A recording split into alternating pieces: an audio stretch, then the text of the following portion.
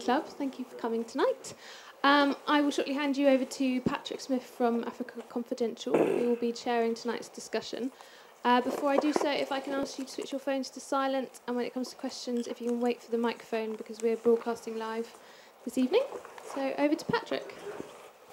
Great. Well, look, thank you so much for turning out on a surprisingly warm day. So sacrificing a warm evening to hear what we have to say here about South Africa. I think we're really lucky to have an incredible panel. And the idea is to lead the discussion in two parts. Start off with talking about the elections. And I think from the pre-meeting discussion we just had in the bar, there's a view that although it looks like a very dull election because everyone thinks they know the name of the winner, it's actually a bit of a watershed election, and there are a lot of nuances and undercurrents that we'll be able to go into. So that's the first part of the discussion. The second part of the discussion is really where South Africa goes in the next 4 to 5 years, and 20 years after the first non-racial election. It's obviously a great time to look at that. So I suspect that'll probably be the longer bit of it. And in the interests of democratic centralism and grassroots democracy, or at the same time, we want you to intervene as much as possible, stick your hands up and come up with sort of very short and pointed questions. And so I think the format is we'll kick off with preliminary remarks by all the 4 speakers, and then we'll, on the election itself, then we'll have some questions about that, and then we'll have another set of remarks about the future of the ANC and so questions there, but it'd be very good to get your own expertise and reaction. So without further ado, we'll get into the talking bit. On my left, not certain if that's a political statement or not, John Battersby from Brand South Africa. And John has been a very distinguished journalist for a variety of publications, including the New York Times, Christian Science Monitor, and even a blue-coloured scandal sheet based somewhere in East London. And Sophie Msipa from the Mohammed Ibrahim Foundation, which, as I'm sure you all know, is making waves all over Africa and persuading some leaders to do the right thing, take the money and run. Johnny Steinberg, who is an incredibly distinguished writer, and if you haven't read what he has to say about Liberians in New York and the crime scene in South Africa, you really must do that. And Martin Plaut, a fellow hack of long-standing, not quite as long-standing, my own, ex-BBC, but still very much on the airwaves and in print and everything else. So perhaps I should start on my left with John and just give your sense of the lineup for this election and whether you think it is all a foregone conclusion or whether it's going to be a little bit more surprising than we might think. Well, I think what's really interesting about the election coming up is that South Africans are faced with a much wider range of choices than they have been in previous elections. So that's good for democracy, and it's also good for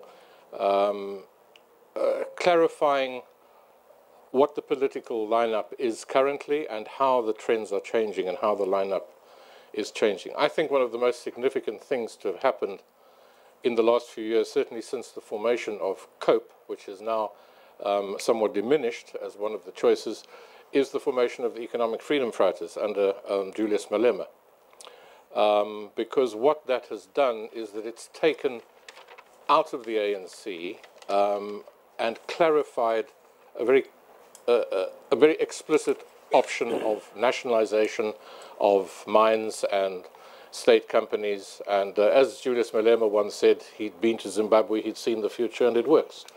So that option is no longer inside the ANC, which means that there's a very much clearer choice for voters. If they want to vote for the populist option, which used to lie somewhere inside the ANC, if they want to vote for nationalization, because one of the manifesto promises, I have to say the only manifesto which is at all exciting is in fact the Economic Freedom Fighters Manifesto. They are promising a minimum of a 50% increase to all civil servants,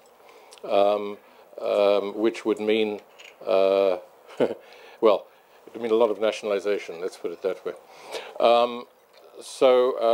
Yeah, so that I think presents a very clear option, if you like, on the ideological left, on paper anyway, of the ANC, although one could make out a case that ideology doesn't really come into it too much anymore. It's more, I think, opportunism. But anyway, that choice is now clearly outside.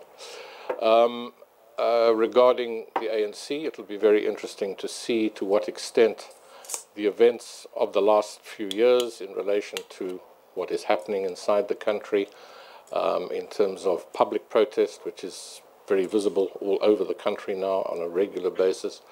The whole issue of corruption, which is certainly a major issue in the media and the society as a whole. To what extent that translates into change at the ballot box, and whether the voting patterns of the past, where people vote according to their loyalty and previous patterns, stays, or whether there's a significant thing. I think the other important thing about this election is that there are 2 million plus new voters, of whom about 700,000, the born frees, who are 18 and 19, have never voted before. They never lived under apartheid, and largely they're wanting to get on and realize the potential of living in such a exciting country. So that's going to be a very interesting indicator also, not only for this election, but the next election, which might be even a bigger watershed than this one. I think I'll leave it there for the moment. Lots more to say, but I'm sure it'll come up later. Just a point, but those 700,000 new voters you're talking about, are they all on the register? Are they all registered? Yes, there are actually about... Because there were complaints that not enough young people got on the registration. Yeah, look, I mean, I don't know the detail of that. I mean, registering as a voter is a process you've got to go through. Sure. If you don't do it properly, you don't get registered.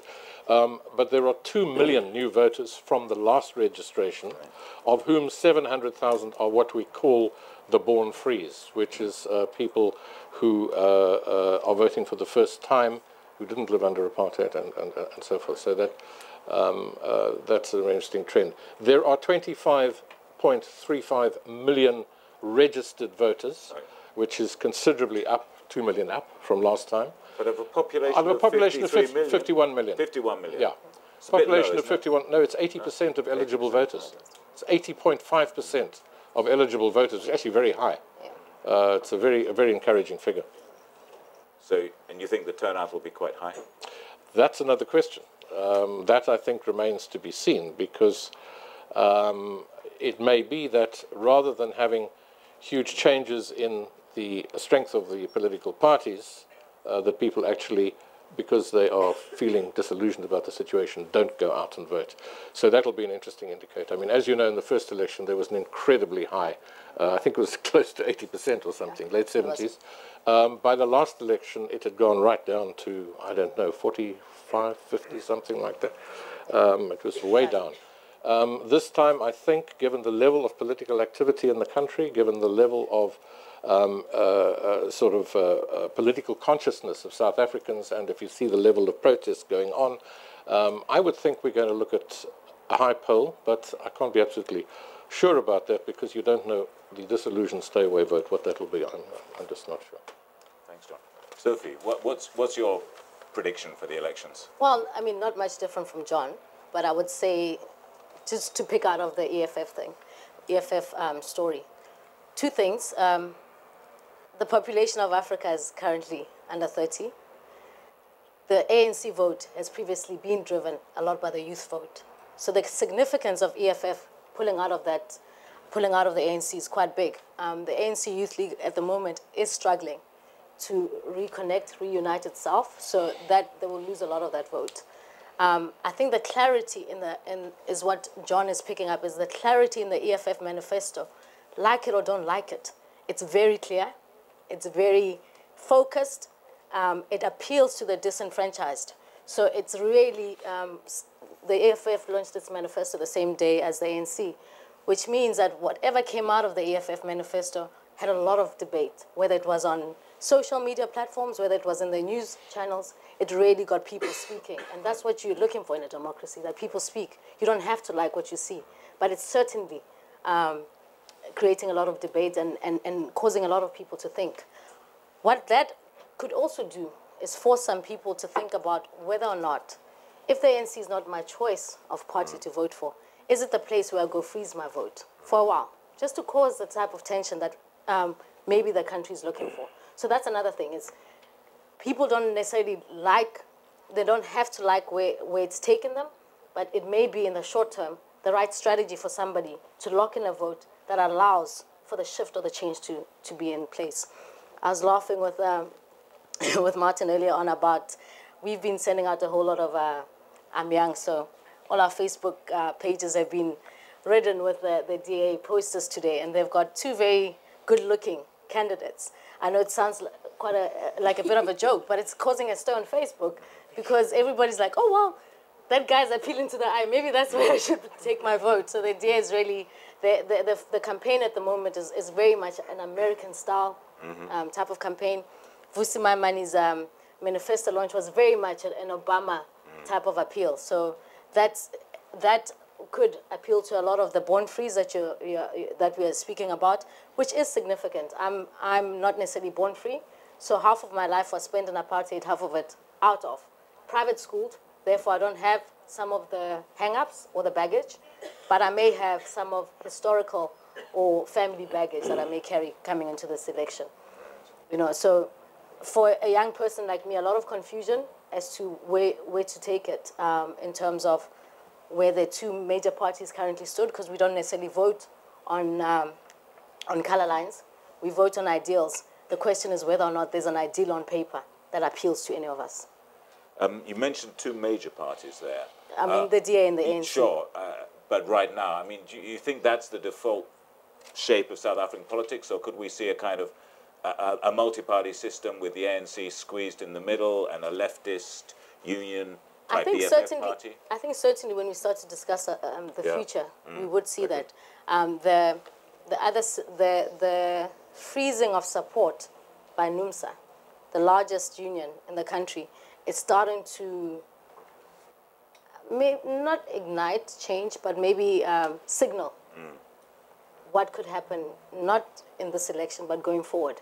And the force of the labor movements in South Africa is massive. The force of the, just domestics. That's why the EFF manifesto is so strong, is that it appeals to your domestic worker, the gardener, the people that actually get out and vote. Right.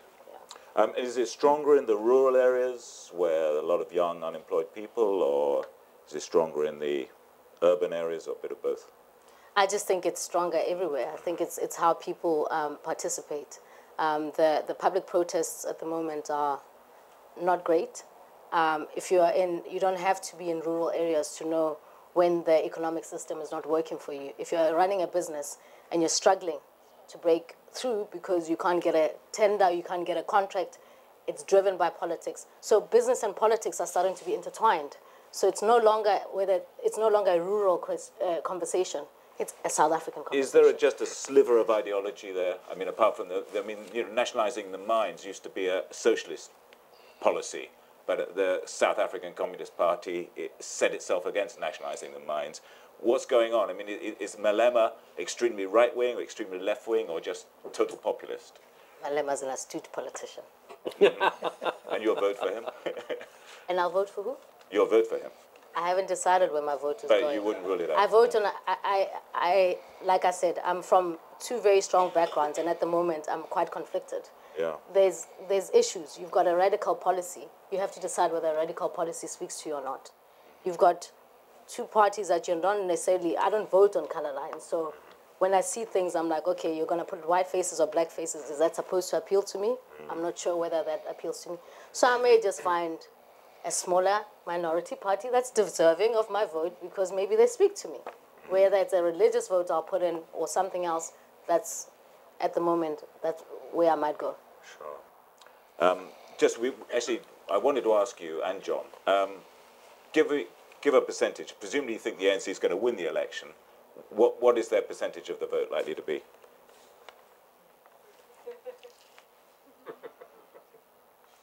You want my mother to kill me? Well, Mum, if you can just put your fingers in your ears for the next bit. I'm supposed to be an optimist. Intellectual. Stand back, intellectual. I'm running on 58% kill me. 58. Okay. John, any advance on 58? 59.5. 59. Right. Okay. Great. Okay. That's well, good. That's so. Johnny, can I turn to you next and sort of go through the same exercise? Maybe start off with the percentage and then explain why you think it's. I'm going to be boring and be very similar to the last two. I'd say 59. Mm-hmm. Yeah. But I think that this is going to be a very strange election. Because on the one hand, there is widespread disenchantment with the ANC. And yet on the other, there isn't yet a party to scoop up that disenchantment and translate it into votes. Yeah. And so there's going to be a strange sense of unreality about this election. We more or less know the results. Yeah. You know, we know that for the 5th time, the ANC is going to win by a landslide. Mm-hmm. And yet I think everybody's casting their vote thinking of the next election. And knowing that this is really the last election of its kind. And the next is going to be very different. So it's a very, people are going to be thinking of the present and the future at the same time. It's going to be a very strange space. And I think that... Sorry, when you say last election of its kind, do you mean sort of a liberation election or with the liberation effect, or the ANC is going to... I think the last election with the ANC can be so certain that it will win by a landslide. And the reason it's a strange election, the reason this force hasn't yet emerged to scoop up this discontent or this disenchantment is that the rhythm of politics, unfortunately, doesn't coincide with the rhythm of elections. And what's happening around NUMSA happened a little too late. But I think that is the place to watch. I think it's more important than the EFF, and perhaps even more important than the DA, because it comes from inside the heart of the ANC tradition, and it's very serious and very real. And at the moment, it's a force which doesn't yet have a name, which doesn't yet have a form. All it has is people. It's Zwelithini Vavi, it's Irvin Jim, it's a few other people around them. And I think the decisions that they make over the next couple of years are very important, because if they make the wrong strategic decisions, they could kill it. If they make the right ones, they are going to be an opposition force which takes very seriously questions of the Constitution, of the relationship between the executive and the judiciary, of corruption, and linked to all of that of wages. Right. And I think how they package all of those things together will determine whether they can be a real force or not. So it really is an odd election, because it's about the dog that's not yet barking. What would the key things in this election be to watch for? I mean, presumably the DA is going to keep Western Cape, and the ANC is going to keep Gauteng. Is that safe? Well, I think the prediction? The aspect of the election that will be most consequential is the ANC support. Because I think that if it drops below 60, which on the one hand is arbitrary, on the other hand is enormously symbolic, I think Zuma will battle to stay president of the ANC if it's under 60. I think the forces pitted against him, and they're very powerful, will beat him. And not only will he lose the presidency, but he'll lose the capacity to choose a successor. So I think we're talking percentages very loosely here. I think they're important. I think they'll determine what ANC fights the next election, which ANC fights the next election, and how. Just on the shotgun wedding kiss, then shotgun divorce, what's your view? Has that damaged the DA as much as it damaged Gauteng, or is it mainly on Mandela's it has damaged the DA, because the DA is trying to woo two very, very different constituencies. I mean, they're both more or less middle-class constituencies, although the words middle-class cover a range of differences. But I think that South Africans still profoundly see the world through race. And white middle-class people and black middle-class people have very, very different political sensibilities, and it's very, very hard to combine them in a party. And that is what the DA is stumbling over at the moment. And the one issue was Mamphela, and bringing in a maverick, a loose cannon, somebody without history in the party, somebody who's an enormous risk, as a way of speaking to black people, because it's finding it so hard to speak to black people. And it stumbled a few months before that over affirmative action. It just wasn't sure what to say. It could not speak to black and white people in the same voice about affirmative action, and the result is that it tripped over itself. So I think it's the the DA has been extraordinary under Helen Zille. She's an extraordinary politician, and she's done great work, but she's just hit this wall, and I'm not sure if the DA will ever break down that wall. I think so the whole Mandela episode is being seen by, you think, a lot of South Africans as sort of pointing to the DA's forked tongue. You know, they've got a different message for each audience, and they just wanted a black front person to front the party. Well, it's yet another symptom of how incredibly hard it is to speak to these two audiences at once. At the moment, they're going through another difficult patch, which is how to construe the ANC, what to say about the ANC. And at the moment, what they've decided to say is the ANC was a very good organization until Jacob Zuma came to power. And now it's not anymore. So they're speaking to people who've historically voted for the ANC, and they say don't anymore, not because it's rubbish, not because it's a bad tradition, but because it's a Salid's tradition.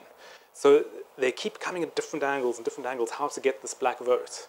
And it's very hard to get it and keep white votes at the same time, just because race still remains of immense power in South Africa.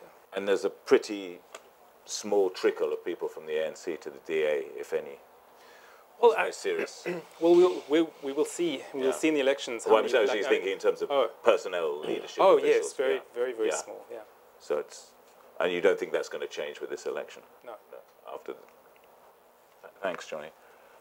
Martin, first of all, your percentage prediction. What do you think? Well, just to make sure that I'm not cheating on this, I wrote down 60% before I started. Right. And that's based partly on the sort of the opposition meltdown with the alliance that never was, or just structural things. I don't think that has made such a big difference. You know, I just think that the ANC has an extraordinary depth of support. You can't get rid of 100 years of support in 5 minutes. Having said that, I think they're on the way out. Yeah. I mean, I think they are finished. Having said that, because, that's a but not now. Yeah. Right? I mean, they're going to win. Finish later. When Jesus comes, perhaps. No. I think there's a 30-year war. Wow. And if you look at the Congress Party in India, if you look at KANU in Kenya, both of them hit the wall at the same time. And it's a kind of natural point at which people think, that's it, done it, gone. And, you know, you've begun to see with COPE, and you now see with EFF and the others, you see bits breaking away. If NUMSA, I mean, as Johnny was pointing out, if NUMSA and the other, I think it's 8 trade unions, form a separate left-wing trade union, you then have a huge chunk of the ANC, the kind of centre-left, well, actually more than centre-left, that has pulled out. And the ANC then is left more or less as where it started, because don't forget, where it started was as a Christian Democratic Party. And they will end up back being an African Christian Democratic Party. And that, in a sense, is what they are going back to. It's just taken a tremendously long time. If you look at the leadership of the ANC, where's the Rainbow Coalition? It doesn't exist. They're an African party, right? And that's what they were. They went through an interesting period. There's a trajectory which came out of that melting pot of the 1950s, but it's gone. And they're going back to where they were. It's just a slow process. You don't think they're actually going forward into something else? You know, we were talking earlier about the nature of this election. It's quite American in some ways. You don't think it's just turning into an electoral machine, and it's electoral plus patronage machine, which is really obviously wasn't what it was when it was founded. The future, nobody knows the future, let's be honest. Yeah. So, I mean, who knows? But, I mean, I think that it is falling apart as a machine. I mean, there's never been a particularly good machine in itself. It always had to rely on I mean, that's why the unions were so important. Who was the iron rod down the back of the unions after the Communist Party fell apart? It was really the unions who went round. I mean, I remember Vavi saying, you know, I went round the Eastern Cape, you know, drumming up support last time. And that was the role that he did. They've put in money, they've put in people, they've got the machinery, they've got people on the ground. The ANC has never raised any money from its own constituency. People don't donate much to it. They get it from business, they got it from King Fahd, they got it from the Malaysians, they got it from the Norwegians, they got it from God knows who else. But they didn't go out and raise it from their own members. So it's a strange system, a very powerful organization which has tremendous legitimacy, but not a very strong machine. And it's a strange beast in that way. But you don't think it's going to come a cropper this time in the elections? No, absolutely not. That's why I'm saying 60%. On maybe the other question I should have asked is, what kind of turnout do you think it's going to be? Oh, I think the turnout will be down a bit, but I think that down on last election. Yeah, but I think you're right. I mean, I think the EFF is enormously exciting, and people say that seeing these red berets around is tremendously motivating. But I would wonder, and it's just a wonder, is how many people that are buying a red beret and sticking it on, and there's a tremendous buzz around the EFF. How many people are really have gone around and have first of all registered to vote, and even once they've registered to vote, will actually go and spend whatever it is, a couple of hours standing. John is saying 700,000. No, what? It's registered. No, 2 million. 2 million total. I'm saying 2 million. There are 2 million new registered voters, but you were asking him a different. You're question. asking me about how many of them are EFF.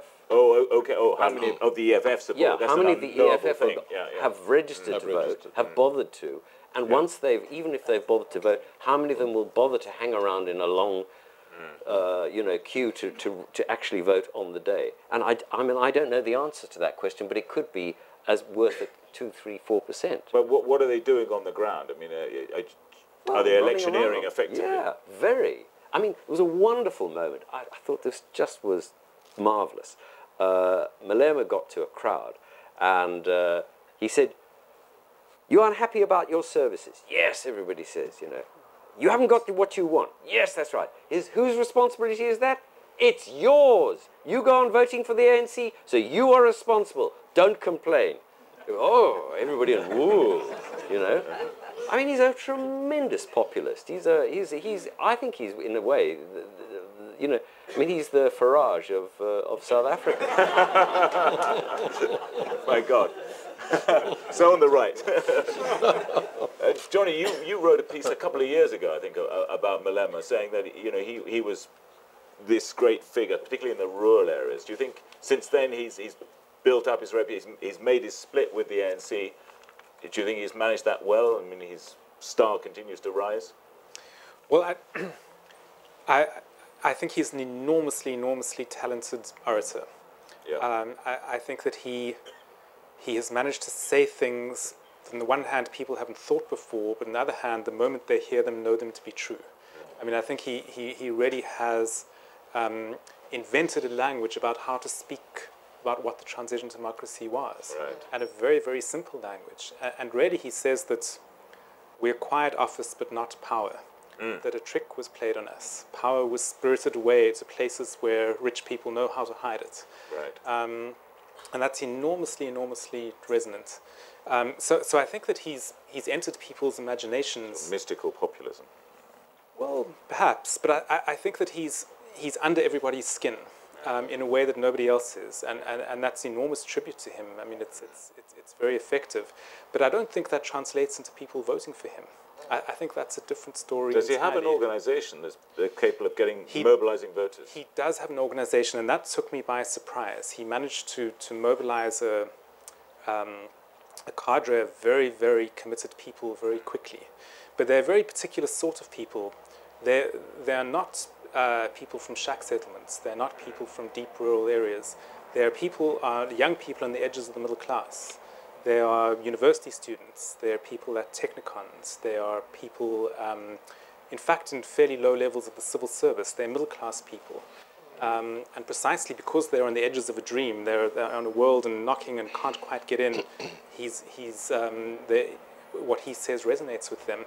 And they're the people with the red berets. They're the people moving around shack settlements and mines and trying to get an in with poorer people. I don't think they'll be hugely successful. I'd be surprised if he gets anywhere near 10% of the vote. So I think that he's an enormously important figure, but not as a vote getter. Right. That was damaging the ANC in some ways. Well, I mean, amazingly, he manages to set a national agenda without quite being a central player. Right. But that's a classical figure in all sorts of political situations. If I could just come in briefly on that. I mean, I think this is very interesting because if he is such a remarkable leader and such a amazing charismatic leader, and he's not a vote catcher. He also is not. He has also not managed to join up all the protests that are going on in the country. After China, South Africa has the most protests every day of any country in the world. Now, if he's such an amazing populist leader who so appeals to everybody, why has he not been able to join that all up and turn it into a kind of a national thing? Sorry, I shouldn't be asking the questions, but that's the thing going through my head, because I think it's absolutely right what Johnny says, that it is an unreal election, because the option that voters should have for a kind of left workers' party is not really there, because the unions haven't yet managed to organize that. So Malema has stolen that option, I would say, very successfully, yes. As a charismatic politician, he is presenting himself as that option. So it's now going to be interesting to see how that pans out between the unions and what happens after the election in terms of forming a kind of workers' party and so forth. But I just come back to this question about the disjuncture between him being such a great leader and not either being able to catch as many votes as one would expect him to, or being able to join up. But he's not a great leader. What he is, in the very old classical sense, is that he's a clown, in the sense that he can speak the truth. And I think that's how people understand him. I don't think people understand him as a leader. I don't think people want to vote for him, and I don't think very, very few people would like him to lead the country. I think that most South Africans couldn't think of anything worse. His role is different. I don't think it's as a leader. I think that somebody who it's really as a very particular sort of commentator, which is nonetheless important, because that sets moods, that sets temperatures, that just decides what people speak about. So it's a subtle role in a way. It doesn't translate into votes. It's not about leadership. So he's like Beppe Grillo in Italy. He's there to trash everything, to destroy everything. I see what you're saying. That's interesting. We've got our first question from a lady in a red dress. It's kind of orange, beret, but it's okay. No. Okay, so I'm colorblind. It's a bit orange. It's all right. I mean, obviously not fashion conscious. Evening, everyone. This is kind of a question directed at everyone, just as a culmination of everything that you all said. I sort of sit in the same position as her, being born in 1985 and sort of on both sides of the fence. And just to answer your question, I think he's too aggressive. You know, I listen to Malema, and he's too aggressive for South Africans of all races. You know, we're famous for being peaceful, for choosing peace over war at a time when we could have chosen war. So I think that regardless whether you were born free or in our position, you really want that ideal. You still believe in, yeah, I agree, Malema, what you're saying is right, but cool off a bit, you know, don't get so aggro about the situation. And I think that's maybe why it's not translating to good leadership and votes. And just in terms maybe more towards you, I think that, you know, in terms of ANC being a machine that's dying, do you not think with what Malema's doing, sort of pointing out the flaws of the ANC and where they've maybe failed as a party, that because they've been so resilient, learning their errors might make them a better machine? Because Malema not translating into a good leader might lend to good leadership within the ANC from seeing, okay, so this is what we've done wrong. We've got our clown speaking on our behalf. He still sort of represents us because he came from us. Let's take what he said and make ourselves better. That's sort of for all of you and maybe anyone else in the audience. Just, I sort of, you know, that's something that's been boiling in my mind, is that when I look at him, I think I agree a lot with what he's saying, but I just don't want to vote for him. And I still see that it's possible for the ANC to resurrect and fix the errors that he's pointed out. Sophie, you've got a reaction? Yeah, I agree with you, and that's why I speak of probably freezing votes more than losing votes. I think it's an important aspect to understand that a lot of people, when I mean freezing votes, I mean... The cold storage of the EFF yeah, votes? so people use... I so believe... Nelson Mandela said he was going to I freeze his vote with the I EFF. believe for the first time, people will come out and vote in numbers. Because everybody recognizes the importance of their vote. For the first time in a long time, people recognize that. I think the difference is, in the absence of any choice at the moment, people have to make a decision about the disruption. So if Malema is that guy, then I'm also that person who can disrupt as an individual. So that's what he's providing. People the power to believe that they can also disrupt. If this guy can do it, so can I. So the question is whether or not the Labour Party or what the structure that comes out can mobilize itself and whether or not the ANC can find within can reorganize to find the right leaders and provide the type of leadership that people have either grown up under or have known about the ANC. I think that's why this election is a bit watery. It's fiery, it's watery, and it's quite confusing. But I think the next election is definitely, there's going to be a rise of another massive party. Definitely there's going to be a loss of votes for one party. But from which one, I'm not sure. What you can see of the EFF support, do you agree with the idea that it's people on the fringes, more like sort of, you said Technicon students and so on, more urban than rural? I mean, surely the big votes for EFF are in unemployed people in the rural areas. Are they really? No, I think it's a combination. I think do you think they are going to vote in the rural areas? I think it's a combination. I think when you understand the South African political landscape, you'll also understand that the voting majority is not in the middle class sector sometimes. It actually sits within the people who have time to get out and vote, whose lives are affected. For them, 500 rands, which is under 50 quid, 40, 30 now, given the rand exchange, 20 maybe, 20 quid matters. That's the guy who's going to vote. You know, that is actually the guy who's going to vote. While I'm sitting pondering about who to vote for, they've already made a decision because it matters to them. And I think that's really understand. And not only does he understand how people think, he's understood who the voting majority is. That's why it's so important. So that's really the crux of it. Could they win a province? Limpopo? Maybe in Mpumalanga. That's where their stronghold is.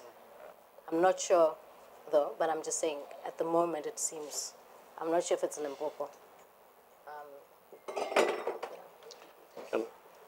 Can I just yes, come back go on ahead. that? Can a party reform itself in power? My answer is no. I mean, I've been an active member of the Labour Party now since I joined, when I arrived in this country from South Africa in 1977. So it's a long time. And I tell you, the one thing that I don't think is possible, I mean, working inside a party is a long, slow, tedious, difficult process. And when you're in power, all your concentration is on how to run things.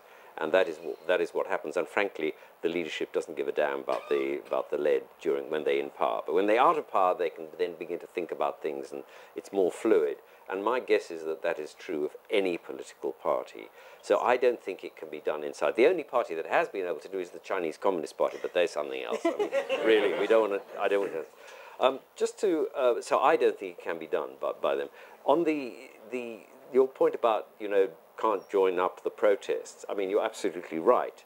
But I think one of the things that one always forgets about, especially when one's sitting in London, is the spatial problem of South Africa. Just how far it is between one protest and another. And while people can be burning with anger in one place, it might be another 150, 200, 300 miles or whatever it is before somebody else is furious. But I wouldn't write off Malema. Not now, but I mean, I agree with Johnny now. But in the future, he's the kind of gadfly that if there was a major crisis, let's assume there was a real run on the rand, that that things get very much worse, that the credit ratings fall apart, and all the rest of it. In a crisis, then he might have a resonance, assuming he hasn't been put in jail by that time, which is certainly a possibility. But in what role? As an independent party leader, or he'd get invited back to the fold? You can't. He's that kind of person who would stand out. He would be the populist to whom people might turn and say, we need a strong leader. We've heard it before. So you see him as sort of taking this position, the ANC's left me, I haven't left the ANC, so he's doing his own. Yeah, absolutely. Johnny, did you want to say? Well, Martin, I agree that the ANC doesn't have an effective party machine, but it does have a machine, and I think that it's very consequential. It has over 1 million members. Right. And Zuma got to power through the party. Zuma got to power by swelling the ranks of the KwaZulu-Natal party. When Thabo Mbeki was in power, the Eastern Cape components of the ANC swelled. And you have this very strange situation now where the membership of the ANC is less and less reflective of the demographics of the country. I mean, the last census showed the rural eastern seaboard emptying and people moving towards the center and towards the Johannesburg in particular. The ANC is going exactly in the opposite direction. It's swelling and swelling along the eastern seaboard, and it's losing support everywhere else. And I think that's very important, because I think the ANC is uncontested in much of rural South Africa along the east. There is nobody else to vote for there. Nobody else has resonance. And if there's any protest against the ANC there, it'll be through low turnouts. It won't be through voting for somebody else. It could be that as the ANC weakens and as it gets more defensive, it will recoil into its base on the eastern seaboard and become a party of rural poor people.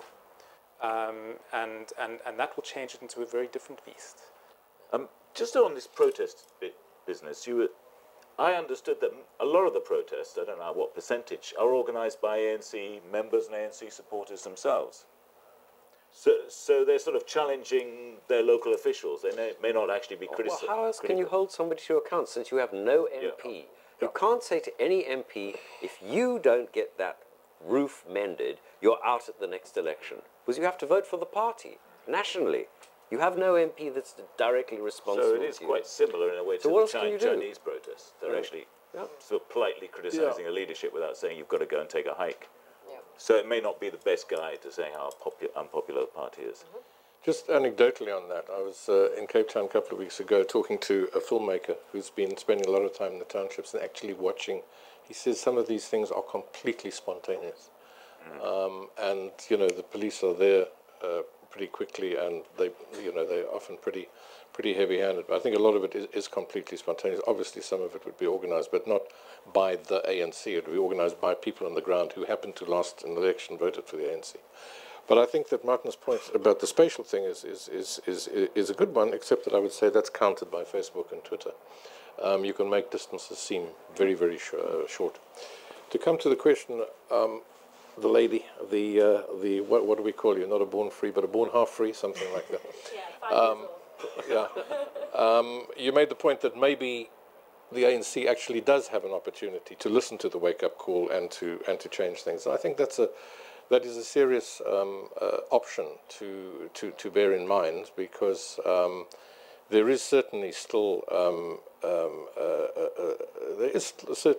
a serious machine there, an election machine, but there's also a national plan. There's this national development plan that's been adopted by government, which has very specific developmental objectives in terms of health. You've just had the budget, which is in fact a massive swing towards social spending. Something like 750 billion rands is going to go into job creation, education, health care, and various other social aspects. So the government, the one thing that's concrete in the ANC's manifesto is that they're going to create 6 million jobs. Well, if you've, in the last 5 years, not being able to keep your promises, and you're now promising 6 million jobs, you're going to have to pull out the stop somewhere, and you're going to have to really try and do something. And if you look at the budget, it looks like it could well be a serious attempt to achieve that. As you know, there's already been a huge swing towards social spending and social welfare. When the ANC came to power, I think it was 2 million people who were benefiting from social welfare, and it's now 16 million. Yeah. And that is a massive amount of money. You know, when people say, but where's all the money gone? Why are we cutting? Well, the cynics would say it's corruption, but in fact, where the money, a lot of the money has gone, is into that social welfare, and now there's going to be more of that. So, if there is that kind of delivery over the next period, it might just not be a simple question of the ANC continuing to, slide down the other side of the hill, and there could be a comeback, and the leadership could change, and there could be, people who've perhaps been out in the wings a bit coming back. So I think that is a possibility, and Malema is certainly a good one to stir things up on that front. I was going to say, John raised an important point about delivery. So where everybody gets stuck is the DA, everyone asks, can they deliver for everybody in the Western Cape? If they can't, then how are they going to deliver for the whole country? So that's where everyone gets stuck. So John raises a very good point that if there is delivery and people can see that, then how they vote changes their mind. But the public protests are going to cause a bit of an issue for everyone in the long run. If no one's got any burning questions about the election, is your question burning about the election? Yeah, burning. Okay, no, go ahead. Yeah, thank you very much. I'm not a natural conspiracy theorist. I came down from the grassy knoll 30 years ago. That's literally down from the grassy knoll. Metaphorically, I was never on it. But I was intrigued by the comment about the ANC getting money from the Kingdom of Saudi Arabia. If I read that right.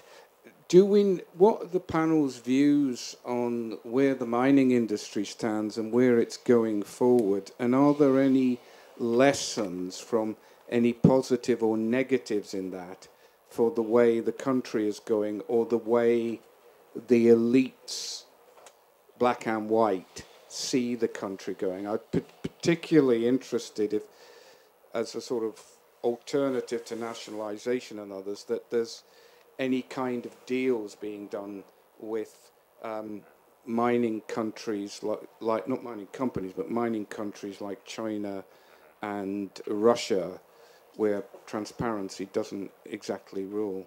Okay, thanks.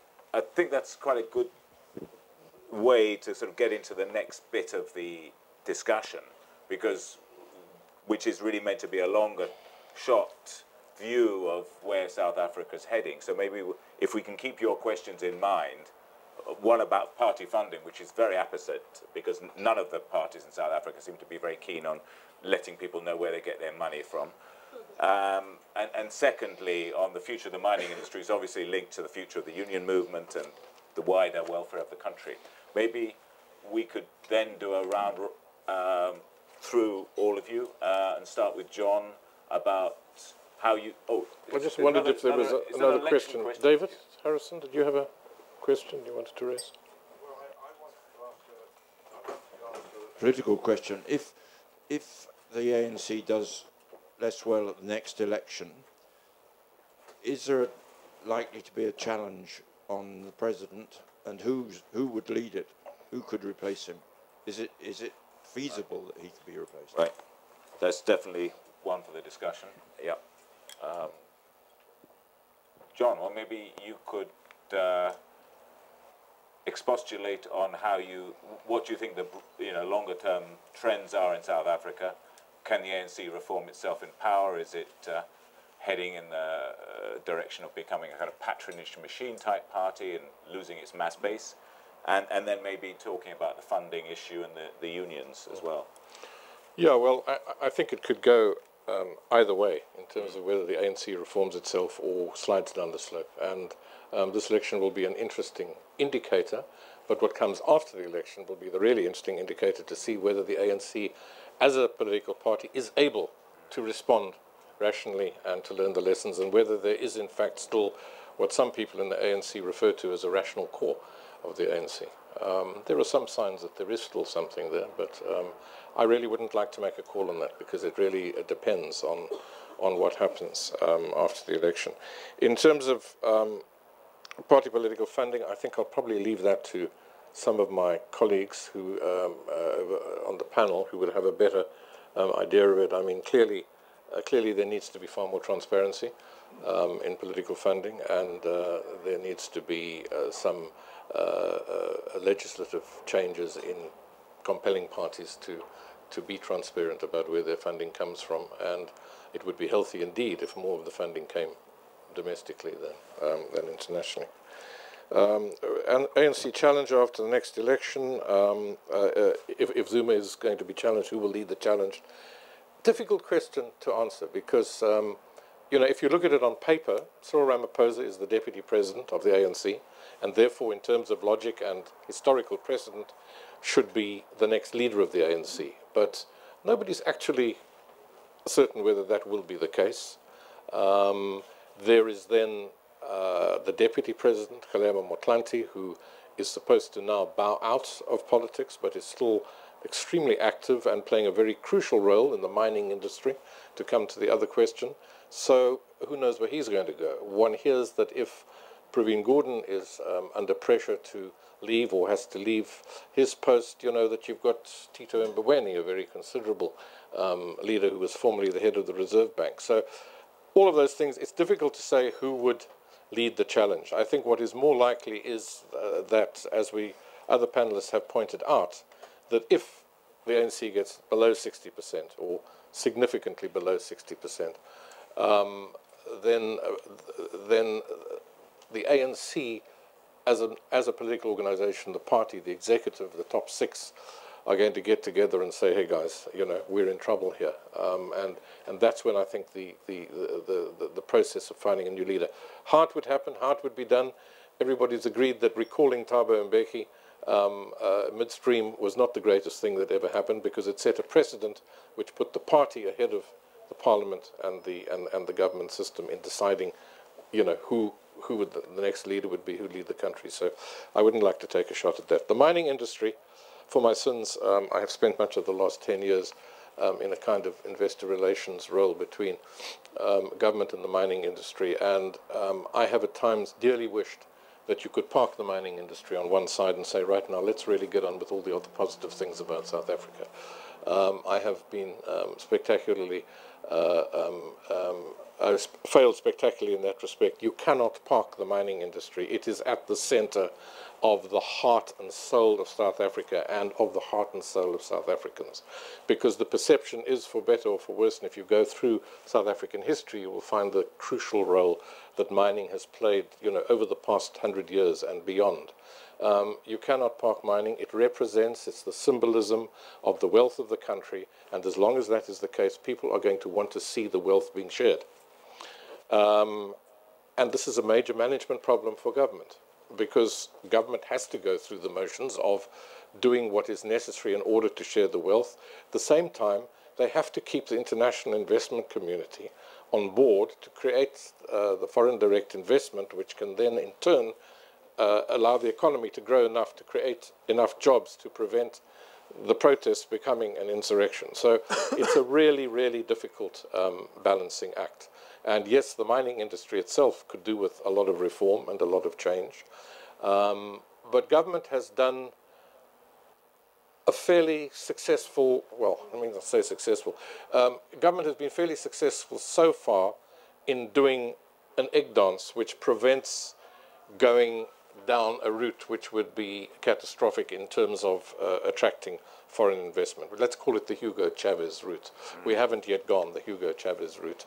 And you will see that the nationalization debate went on for years, and there would be this choir led by Julius Malema very, you know, brilliantly, and this choir calling for nationalization. President would come here, talk to investors. It's not ANC policy. It's not going to happen. And then the choir would go again, and this went on for 2 years. Eventually, the N word was struck out of the ANC dictionary. Julius Malema was struck out of the ANC and sent off into the wilderness. That was the end of nationalization. Then we had special tax on profits, which was now going to be, and the mining industry, you know, all sort of shock, horror every time this special tax was mentioned. So that eventually was accepted as not possible. Then we had enforced beneficiation was the next thing.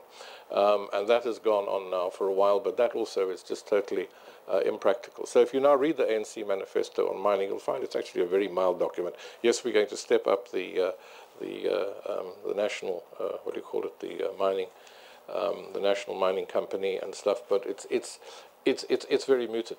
So I don't know what the answer to the question is. All I can say is that mining will continue to be at the center of the South African, even though mining has reduced considerably over the last 20 years as a percentage of the economy. It's still a very large percentage of revenue, and connected to manufacturing, it remains a huge part of the economy and will continue to do so. And that is going to have to be worked out. You know, AMCU has arisen now as a more radical union, which is testing the limits. I think you're going to find the mining companies, not the government directly, but sometimes looking the other way, you're going to find a very, very tough stance by the mining companies. The mining companies are basically, they've written off 3 months of revenue, and they're going to just batten down the hatches. So I think AMCU is probably going to be defeated, actually. But anyway, look, that's another another issue, and the unions will continue, obviously, to be hugely important. Yeah. What would be the political consequences if AMCU was defeated before the election? And what would be the political consequences if they got their deal? I mean, by a successful, by a victory, an AMCU victory would be what, 10% plus? I mean, I know they're asking for a lot more than that, but if they could do better than the NUM strike got, which I think was 9% with Northern Plan, if they can do better than that, that would be some sort of success for them, wouldn't it? Yeah, I think AMCU is an all-or-nothing union. They're going for 12,500 rands as the minimum pay, and it's now, what, 5,600 or something like that. I don't think they're going to compromise on that. I think they've kind of sensed that going for broke is the only way they can really win the battle against the, now more comfortable unions, NUM and so forth, of the ANC. So I think they're going to go for broke, and I think they're going to get broke by going for broke. They're going to run out of money. They're going to run out of money, and they're going to face the full arm of the law. Do you think the government is really getting behind the mining companies and saying, "Hey, we've just got to finish these people off. We can't afford them"? No, I think they're being I think they're being a lot more subtle than that. I think they're being more careful than that. They just think the mining because initially that's what happened after Marikana. Is it looked as though the ANC was kind of and the government was colluding with the mining companies, and they backed off that quite considerably, and I think realized that you have to leave this to the mining process. Look, I think if you want the sort of potential upside of what could happen, and it looks very bleak at the moment in the mining industry, but it looks so bleak that everybody needs a win. Everybody needs a win, and I think you could, for the first time in the next, let's say in the next year, you could see real cross-industry, government, labour and business in serious kind of negotiations to come to a strategic solution, social accord, whatever you want to call it. Social accord is like perhaps a little idealistic at the moment, but I think you are going to find that all three have got a vested interest in trying to preserve this industry. Because if we destroy the industry, you've destroyed a major part of being able to attract foreign direct investment. Which bit of organised labour?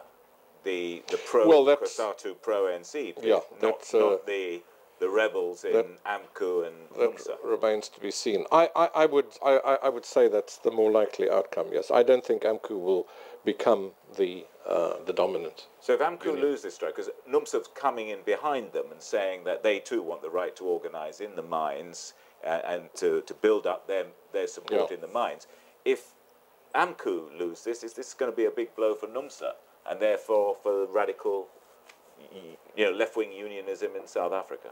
No, I think you can still, even if AMCU is defeated as such, I think you can still have the formation of these 8 unions, NUMSA and 8 unions, forming a more radical union body and ultimately forming a Labour Workers' Party affiliated to that group of unions. I mean, I would say the ANC is well on the way to losing the unions. People have been predicting the splitting and it can survive without the alliance for a long, long time. Sorry? Can survive without the unions. It's going to be tough out there. Sophie, what do you think? Can the ANC survive without it? Is it losing the unions, and can it survive without them? I think it's going to be a difficult fight, a battle if the unions pull out. Yeah. They form a bulk of the voting majority within the ANC. So I think for me it's going to be difficult. But I think what's even more difficult for South Africa going forward is not just in the politics. I think it's actually in the economics. I think the political conversation is one that's been had over many years, but it's actually the economic conversation that becomes critical going forward. So even if the unions pulled out to start their own party, some of the demands that are on the table at 12,500 an individual, a pop, our mining sector is currently privately owned. People just pull out. So your ability to attract foreign direct investment becomes that much more difficult. your ability to then feed people or put in some of the policies that you have in place becomes difficult. So, the governing is a difficult thing. Politics are difficult when they're intertwined with economics, and I think it's just that going forward, it's not only going to be the ANC who's going to find it tough. I think any political party that comes into power will find it tough to balance both the economics and meeting the demands of citizens. Countries like Nigeria are about to revise their GDP, so South Africa will, in time, lose its leadership position on the continent. So what is it that we're dealing with going forward? I think that those are some of the real challenges. Your peers, how do they feel about South Africa?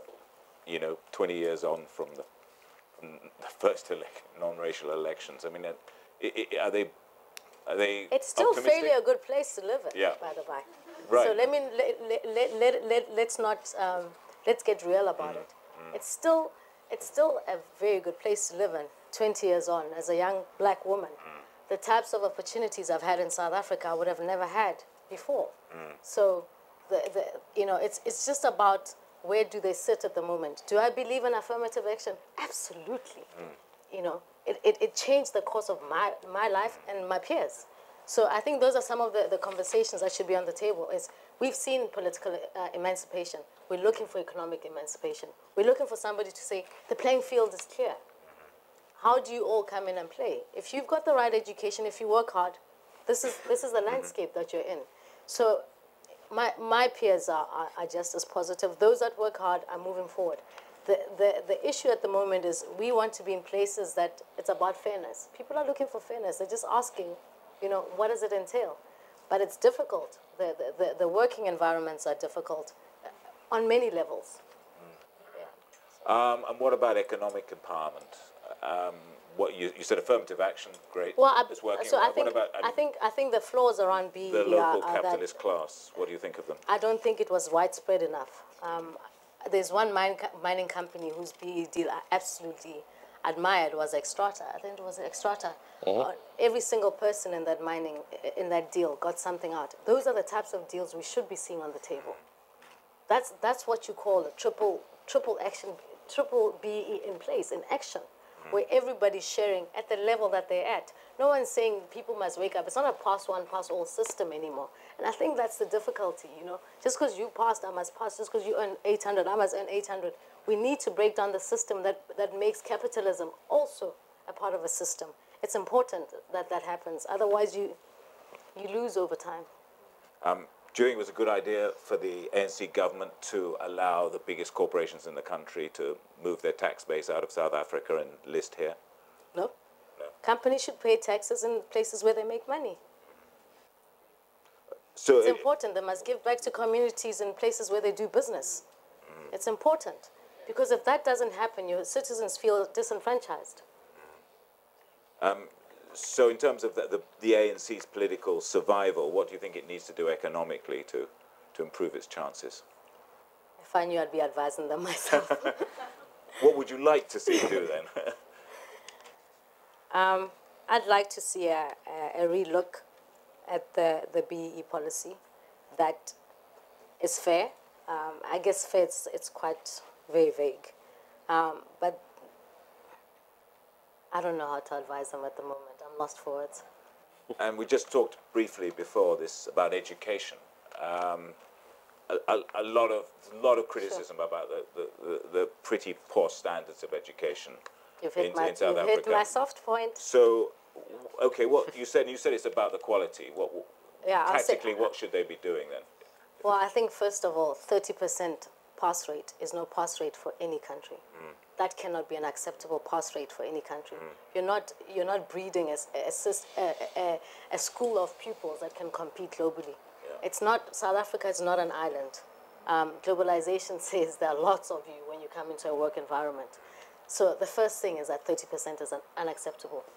Secondly, I think an education system does not only fail in the pupils that it has, but it's the quality of teachers that you put in place.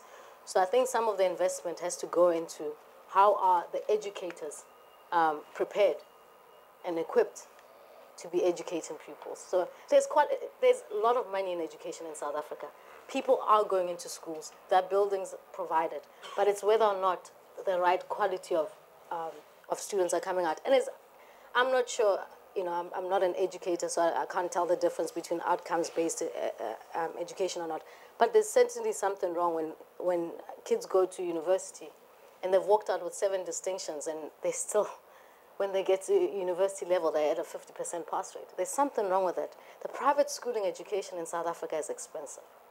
So unless you're a family that can afford that, your kids, in my view, are disadvantaged. So is there a contradiction there? The ANC is whacking up social welfare programs, but the public education system, the one thing that could stop the transmission of poverty between generations, is actually underperforming, if not underfunded. Do I think it's just the Well, is it a contradiction? Well, the ANC is the government. The ANC is a government, but I think education belongs to all citizens. I, as a parent, have also got a responsibility to come into play. I should be involved. That's why parliaments exist. They exist for citizens to go in and actively participate in the politics. So, yes, there's something wrong with a huge public works program versus an education system that's not producing. But 8 years later, if none of us have complained about 30%, what is our involvement as citizens of South Africa in our education system? There's something wrong with that. So more citizen, and how we've become complacent. Citizen activism. Yeah. Johnny, can you gaze into the crystal ball a little bit on South Africa 5 years, 10 years hence? Where are we going to be politically in terms of who's going to be dominant? Well, what changes? I think that the political and economic are wrapped up. So let me try and speak to the economic. Sure. Well, both at the same time, I think. It's so often said that unemployment is the great social and political crisis. That's it's the unemployed who are going to rise up and explode. But I think in fact that the political pressure of mass unemployment is felt in the workplace, ironically enough, and in agitation among organized workers, not among the unemployed. And that's because in the order of the productive economy, it's working people who are supporting the unemployed more than anyone else. I mean, the average blue-collar worker in South Africa supports up to 10, 12 people. And until now, the ANC has held together a social consensus. And among that consensus are wage laborers who have agreed to go to work for their wages under the hegemony of the ANC. And it's been a very strange consensus. It's full of promise. It's not fair now, but it may be fair in the future. Wait, have patience. And as that consensus breaks up, I think the greatest danger is losing control over labor and what its demands are. And I agree absolutely with John that AMCU is going to burn out. But I think a tricky question is whatever the movement that emerges out of NUMSA is called and what it does, the question of how it's going to have to organize people by first and foremost saying it's going to represent them better in the workplace. And I think that the pressure on it, the wage inflationary pressure on this new movement is going to be immense. And I think the consequences may be fairly dark. I think that they may have to push too high. And we may have mass retrenchments. We may have investors pulling out. So I think there's a political dynamic which is very, very powerfully pushing for wage inflation well beyond mining. And I'm not sure that the country can handle it. And I'm not sure that there's a political mechanism to control it at the moment. So on the one hand, there's something quite bright, which is a powerful opposition to the ANC that comes from within. On the other hand, I think it may get caught up in a spiral of demands that ends up being quite destructive. But it's a workerist opposition. I mean, in NUMSA is to hear, I heard Owen Jim speak the other day when I was in South Africa, and, avowedly Marxist-Leninist approach seems a little bit more sincere than the SACP approach at the moment. I mean, is that going to win him support? Well, there are all sorts of things in his package, and some of them are about democracy, some of them are about corruption, some of them are about independence of the different branches of government. There are all sorts of things packed into this new movement. And the real question is their strategic intelligence and how they put this package together, and whether they are able to galvanize a constituency and get support and at the same time manage to organize some restraint and look at the long term. You know, can they build a powerful opposition and restrain demands at the same time? It's going to be very, very hard. So the fact that AMCU could lose this platinum strike, the NUMSA support is still solid. It's still the biggest union in COSATU. It's in league with another 8 unions who are sort of the Zuma wing of COSATU. So do you think, I mean, come what may after the election, we're going to see a split in organised labour? There's going to be 2 COSATUs or there's going to be 2 confederations? Is that almost well, they're inevitable? moving very slowly and very carefully, and they're not yet sure what they're going to become. And I think it's good that they're moving slowly and carefully. I think it requires a lot of thought. But we won't necessarily see a rival trade union federation. There are all sorts of forms that it could take. Yeah. I think they need to think very carefully about what their language is and what their demands are. And they're not all economic. Many are political. Right. And the way they're put together is very, very important, because that will determine whether they need to go for broke like AMCU is, or whether they can play a much slower, carefuler and longer game. But I think the importance of the intelligence of leadership is absolutely crucial. The National Development Plan that the ANC makes so much of, Trevor Manuel and Pravin Gordhan and so on, I mean, doesn't seem to be at the centre of this manifesto. Do you think it's a practical plan? What's your assessment of it? Is it going to reshape South Africa's economy or political economy? It's an empty plan. It is so broad and so long and so wide that you can pick and choose what's in it. And it was really developed as more as a symbol to galvanize an alliance that, I guess, starts at the center to the right of the ANC and brings in a wide coalition, including business. It was a way to try and regain some central ground across parties and across social constituencies. In the end, it's been used much more effectively, I think, by nascent opposition to say that this is what we're against. I mean, precisely what's inside is quite fluid. Right.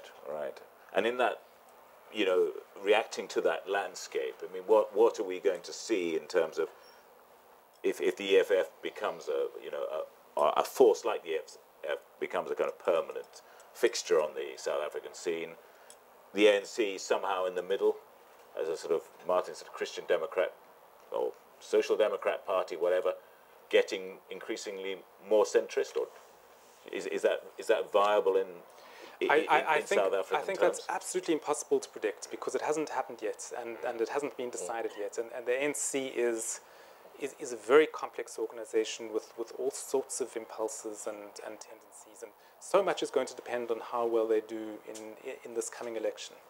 I think that if they get 62, 63, Zuma stays in power and very little changes. If they drop to 56, 57, it really is open season. There are going to be all sorts of forces inside the ANC trying to decide what happens next, and it would be foolish to forecast who's going to win that. You said it's a complex organization, but what is left of that moral core in the liberation movement? I mean, from the early days, has it just becoming a patronage and a vote-winning machine? No, not at all. Not at all. There are all sorts of people and organized formations and cultures and memories in the ANC, whose lifeblood is about the idea of modernization. The idea that a black African liberation movement is going to modernize a country equitably. I think that remains a very, very powerful force in the ANC. Right. And it hasn't evaporated, and it's not going to evaporate anytime soon. It's still there. Who would you say personifies that view in the ANC at the moment? I think it would be wrong to give it a person. Any groups? Someone like Helema Motlanthe, would you say he's old style?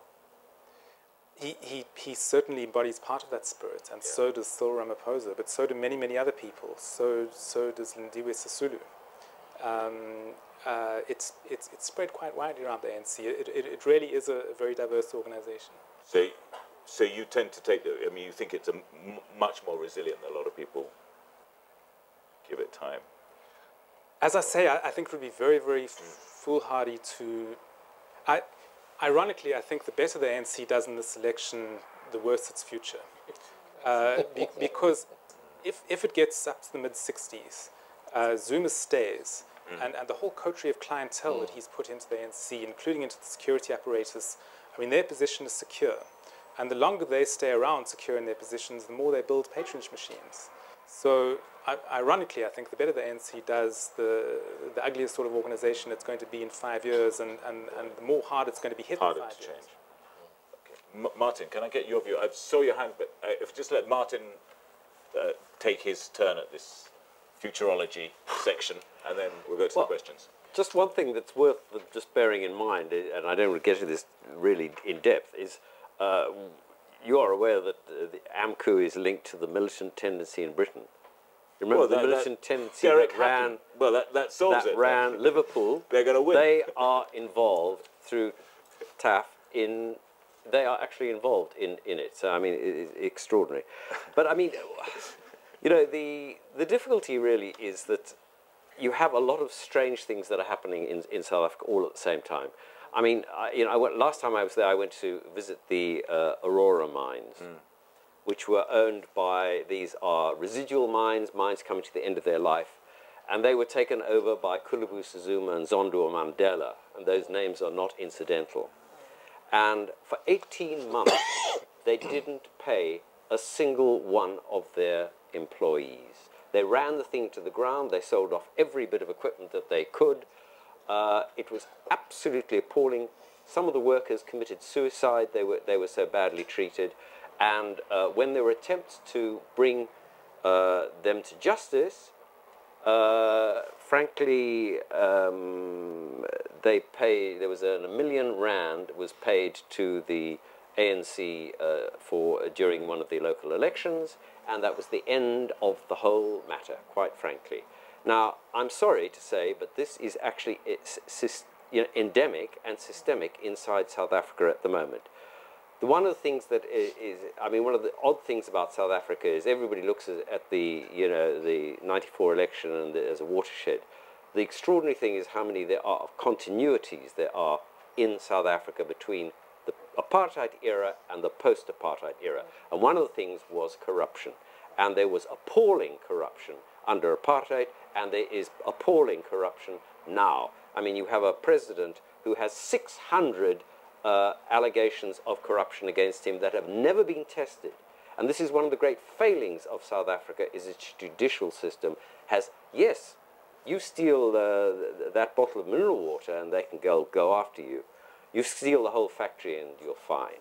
And that is really a big, big problem, a big failing inside the whole country.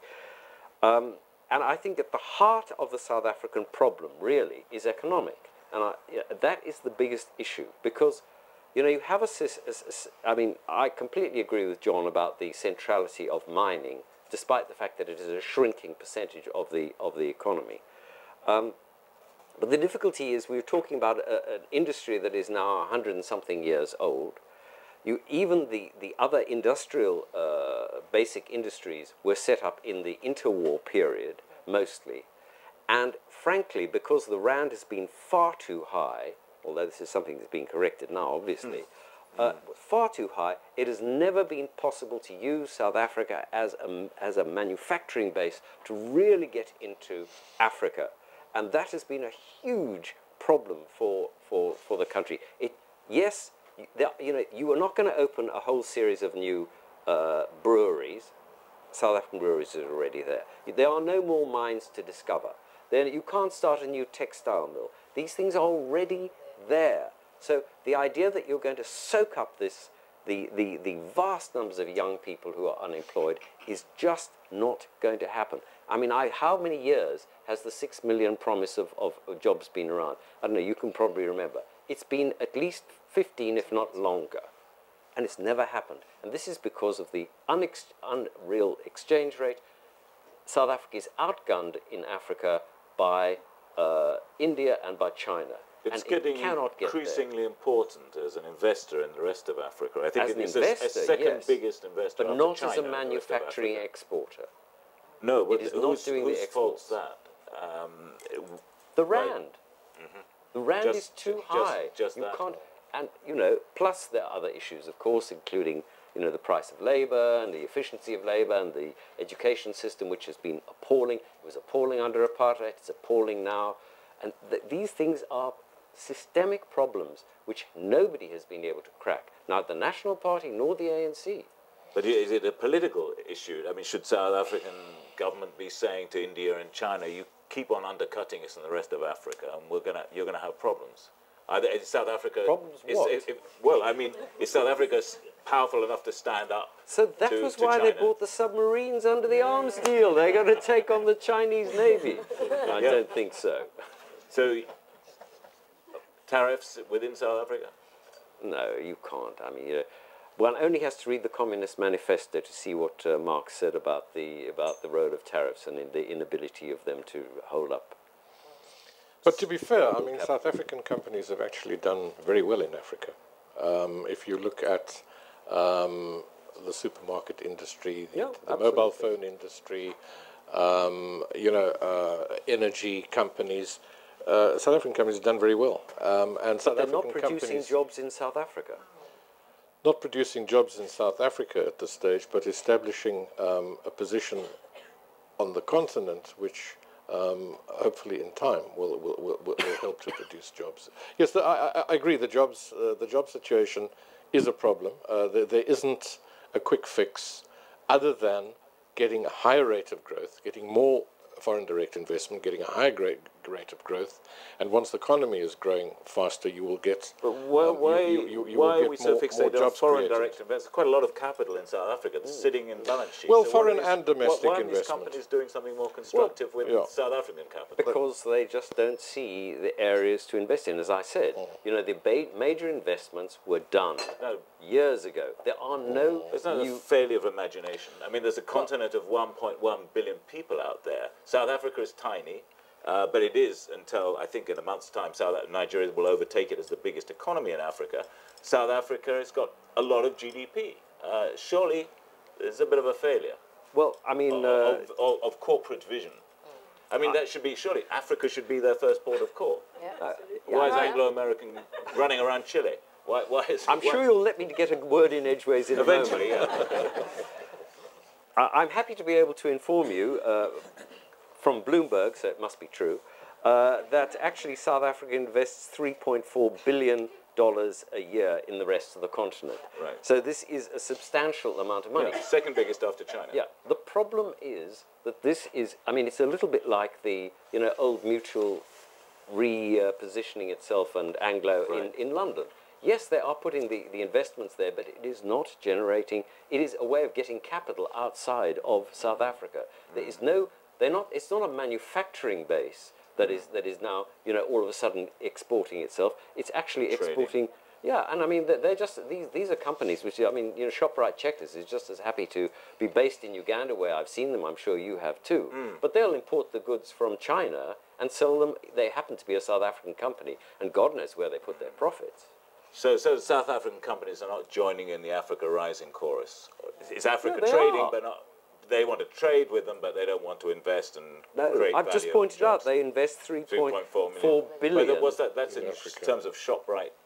Well, all these kind of things, but it's not producing jobs in South Africa. I was talking specifically in terms of the jobs issue in South Africa and developing South Africa. And because of the systemic problems that there are in South Africa, of which education, the chronic state of education is only one of them, it is not producing jobs. It is producing investments. So people have, just as SAB Miller took its money and invested in, they frankly bought up Eastern Europe and Far East breweries. How many jobs has that produced in South Africa? I also think that South Africa finds it very, very hard to have a sober and honest conversation about what work South Africans can do. If we are going to increase employment, it's probably going to be through low-wage work and through relatively unskilled work. And politically, that's an extremely difficult conversation to have. It goes so against the grain of how the ANC sees the country modernizing, of what the unions are about. It's politically very, very hard to create jobs in South Africa. Service economy, I mean, IT hub and all of that isn't. aren't there great opportunities to trade up there? But then you've got to have skills. Okay, getting gestured toward. There's a gentleman at the back. Can we have a few questions to round up? Sure.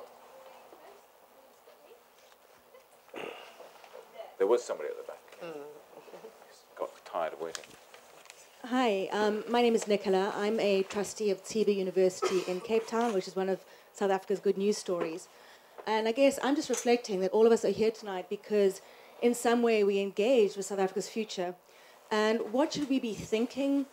What ideas should we be entertaining? And what action should we be doing to try and support a brighter future? Okay, thanks. Very positive question. Yeah. Anybody else with positive, negative, or just downright cynical questions? Lady in the purple scarf. To what extent is it education's problem that the Union of Teachers is very close to the ANC, and the ANC actually seems to be unable to make the teachers do what they should? Okay, this one for you, Sophie. Any more questions? Last chance to express a few. Okay. Sophie, what on the ANC? Proximity between the ANC and the National Union of Teachers in South Africa, is that part of the problem? I think that they've banned, or they've made it very difficult to bring in teachers from other parts of Africa or other parts of the world to train South African teachers. Do you see those things as negative? Sure, I think your last statement maybe raises bigger issues, but I'll touch on it just now. I'm not sure. I mean, I'm not. I don't know if it is a result that the union is so close to the ANC. It may be partly that, the votes come from there. So when the teacher unions strike, I don't know. I don't know if that would. I don't think I'm the right person for that question. Can I have a bash at that? Yeah. South Africa's per capita spending on education is very high. So something is going horribly wrong. Yeah. That money is being thrown down the drain. So more money is not going to help. Yeah. Ironically, in the last years of apartheid, teaching was one of the most respected black professions for black people. It was nurses, teachers, police. And the reputation of teaching took a dive after the end of apartheid. It was blue-collarized. It became a routinized, de-skilled form of work. And that is really what needs to be turned around. A culture of professionalism needs to be brought back in. Right. And that requires spending, it requires shifting money. It Right. requires a lot of investment in training and in ethos and in leadership. It unfortunately requires a degree of skill and on the behalf of the Department of Education, which has been lacking thus far. Strange, because the teachers were quite an important base for the ANC at one stage in terms of organising. So that's gone, or at least it's since been suspended. There's sort of teacher activism within the ANC has been diverted. Yes, it has been. It's been diverted because of a much larger process of social change and of upward mobility no longer being about teaching at all. The task is to try and instill some seriousness into a profession which has really been a punch bag for the last 20 years. And to your point around not allowing teachers in, I believe also that enough South Africans don't get out. So yes, jobs are not being created in South Africa, but enough South Africans are not getting out even onto the continent to work there. So and I think it's also an issue. I think South Africans don't get out enough, or we don't bring in enough people to. It's odd. Accept. We're talking about this level of investment. I'm not sure how much China invested in Africa, the rest of Africa or all of Africa last year, but it's probably maybe double what South Africa invested. But the fact of the matter is, when China invests in Africa, they get a lot of jobs out of it as well. And South Africa doesn't seem to. So it's one of those things. We invest, but bring in some labor as well. Yeah. There's quite a lot of learning that can happen in other markets that's potentially not happening at the moment. Maybe we should just do a quick round of responses in the end to the question. Lady in the orange. So I'm no longer colourblind. I forgot the question. My eyesight's improved. Yes, This is actually a response to the commentary about investment from China versus investment from South Africa. I somewhat feel, just growing up in South Africa and watching China's investment on the continent and watching them bring their own people to work on our continent, I think that's more detrimental, actually, because you're not offering Africans an opportunity to have the skills that they then need from this investment. So I don't really think that's a positive. Even if China is kicking South Africa's ass and investing in the continent, they're not actually investing in the continent because they leave us with nothing.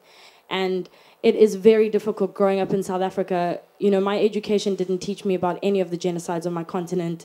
And I might be making it sound like an excuse, but when you don't know what's happening around you, you don't want to go out because you don't know what out is. You don't know that Rwanda had a genocide. You don't know what's happening in North Africa until you seek it. And private education gives you the opportunity to seek it, and a majority of our country doesn't have private education. So I think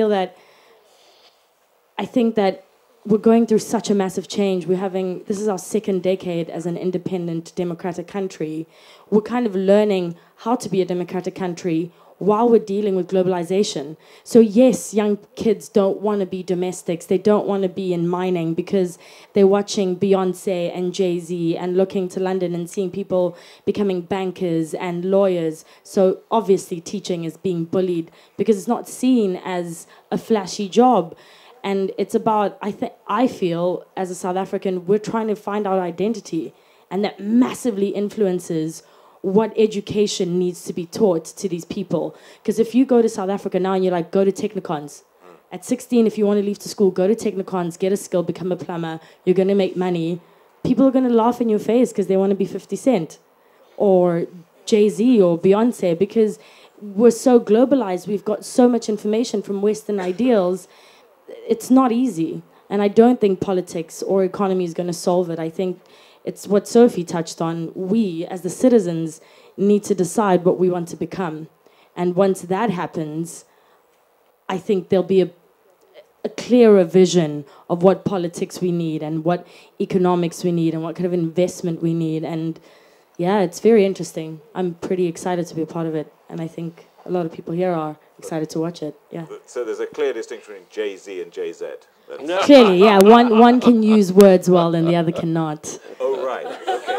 So maybe he should take some lessons. Okay. Clearly, yeah. You should listen to rap. Great. So Patrick, can I answer the positive question? Yes, please. Let's go for a last round of positivity, just to balance all this negativity. I'll come to Nicola's question in a minute. But I just want to say that in comparative terms, the breadth and scope of South Africa's transition to democracy is unparalleled globally. Completely, totally unparalleled.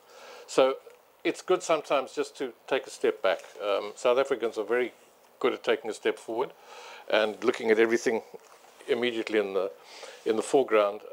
It's an unparalleled process, and unfortunately, the process of transition to democracy does not dovetail with international markets. Markets are short-term. Transitions to democracy is a long-term project. Look how long it took in Spain from Franco's time to now. And in South Africa, we're only 20 years old. Youngsters still. So, and I have to say that having the two sisters here tonight gives this whole debate another tone, and actually it's a living example of what a fantastic country we live in. Just listening to these two sisters is just fantastic. To come to Nicola, who represents an extraordinary organization called CIBA, which is a classic example of a group of South Africans who have got together and said, what can we do, your point earlier, about fixing education in the country? And there are lots and lots of people who are doing that. CIBA is a group in Cape Town of women who have come together and said, let us start an institution which will provide tertiary education for people who otherwise would not be able to find tertiary education. And I think it's been going 8 or 10 years now, Nicola, something like that. Only 5 years? Okay. But its results look like more, or 8 or 10 years. Fantastic results. The people who are coming through there are all success stories all down the line. So it's one of the great success stories. And there's so many success stories in South Africa. And sometimes we perhaps too introspective and too concentrating on the negatives, of which, of course, there are many, and the challenges are huge. But just to remember that what has been achieved in South Africa, the vision of Nelson Mandela 20 years ago, was a vision way beyond the horizon, way beyond where anybody could see. It was a vision which said this is a historic opportunity to turn the whole thing around. And the whole thing has been turned around, and turning around things isn't easy. And the fallout is going to be there for a long time. It's probably going to be, another generation, or maybe even two, before we can really say, my God, look at where we've come from. But you can say, look at where we've come from now, actually. Every time I go back to South Africa and I listen to, I don't have that much with the born frees, more with the half-born frees. I have more contact with the half-born frees. I come away hugely encouraged because it's a different country. It's a different mindset. It's a different future. So, well, that's it from me. John, on the up. Sophie, what's your parting shot? I think 5 elections later, I'm quite excited that we are actually, conversations about my country can happen in this space. I think it's exciting that people can look to South Africa and think we don't want it to go down, good or bad, that a country like South Africa still stands on this. So I think if you haven't visited South Africa, you definitely must go. I think the best thing about South Africa every day is how breathtakingly beautiful it is. God's window in Mpumalanga and sitting at Cape Point, those are some of my favorite things to do. So every day when I wake up, I miss the weather. I miss a big garden. I miss the laughter. I miss driving on a wider road. And I think I'm thankful to those who fought, those who lost their lives. For some of us to be sitting here, we probably wouldn't be. So I happily carry my green passport every day, but I'm also a citizen of Africa. So I'm hopeful that one day that more South Africans would learn a bit more about the continent. It's not going to be xenophobia will be a thing of the past. That we'll find our feet somewhere through the political process. And I think it must happen. I think it's a great time for this political process to be happening. I think it's a great turning point. 20 years later, under 30 years, who knows what's going to happen, Martin, when the politics gets to where it gets. And there's so many people every day doing extraordinary things in South Africa. So I'm hopeful. I'm proudly South African, but I'm also proudly African. Great. Johnny and Martin. Johnny first. Well, forgive me for using the opportunity to squeeze something that I've been wanting to for the last 20 minutes. By all means. So. And to speak positively about something that's been mentioned quite negatively, which is welfare. It's a small percentage of the education budget, as much as people say it's very expensive. Yep. Perhaps about 20% of it. It's probably held the country together over the last 10 or 15 years. It creates demand among the very poor, which means it also creates entrepreneurs among the many poor. It's been shown to bring people closer to labor markets because it makes people more mobile and puts food in their stomach. So, yes, I think that the rural poor are going to go out and vote for the ANC again, and that's probably the reason why, because it's probably more than anything else that's brought life to some pretty dark areas of the country. Just risk of just running 1 sec. Do you think corporate South Africa has betrayed the country? It got rather a good deal out of apartheid, then it hasn't really paid its dues. Do you have any sympathy with that point of view? Martin was saying, well, it's not investing because it doesn't like the environment. But do you think it ought to invest, actually? Now's the payback time. It should actually be investing and taking a risk in South Africa. I don't think posing it in those moralistic tones resonates. I don't think... It's an easy shot, but... No, I think... yes, there has been a lack of imagination, absolutely. But I don't think that business on its own bears the responsibility for that. It's in a dialogue with a range of other people, including government. Government is much responsible for business's lack of creativity as business is. So I think throwing the moral question at business is probably not the best way to look at it. But they should answer some of it. Some of it, yeah. Martin, what's your parting shot? Glass half full, half empty, mostly full, mostly empty? I think it's all at the same time, all of those things. I mean, as a South African who then went off and discovered the rest of Africa, I spent 30 years stomping across Africa and reporting from bits of it, and the bits you want to see, and there are definitely bits you don't want to see. It's not always a cheerful story, I mean, Patrick here, there isn't a bit of Africa that he doesn't know about, and there's some terrible things, terrible.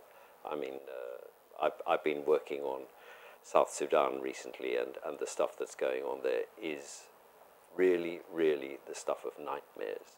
So, I mean, when you say that you're proud to be an African, we have to be honest about what Africa is also about. I mean, there are wonderful parts of Africa. I've loved Africa all my life, but, you know, really be careful what you wish for. I'm very optimistic about South Africa. I think that it can have a wonderful future, but it requires it to, there's just one thing that it has to do. It has to live up to that central promise that the ANC made, which was that South Africa belongs to all who live in her, black and white. And when it genuinely does that and stops judging people by the color of their skin and embraces people by the skills that they have and gives them advantages according to their ability, then I think South Africa will really grow, because South Africa has tremendous ideas. But how many people are now sitting in London or Los Angeles because they feel they cannot make a contribution back home? And that is a bloody tragedy, frankly. And when you have a political party which uses deployment to stick idiots, frankly, in front of, in positions which they have no ability to run, just because they're a good old boy or a good old girl from the political party, you are running the country into the ground. Live by what you say you mean. South Africa belongs to all who live in her, black and white, and must live up to that. When it does that, South Africa will thrive. So, qualified optimism all round. Well, thank you very much for bearing with us, listening to our views and contributing some of your own. I'm sure we'll sort of reassemble after May the 5th, is it? May the 7th. May the 7th, yep, and we'll then collect our winnings from who got the percentage right. But until then, thanks very much for coming, and have a good evening.